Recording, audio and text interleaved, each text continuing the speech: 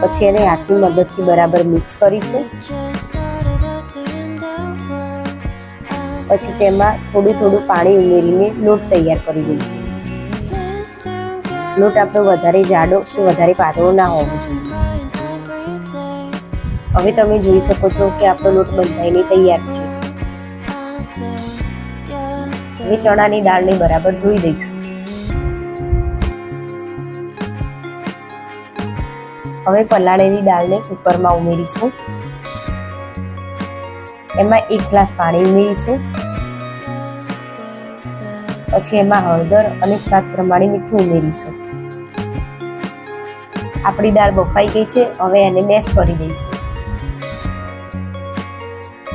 હવે આપણે દાળનો વઘાર કરીશું। એની માટે એક તપેલીમાં તેલ ગરમ થવા માટે મૂકીશું।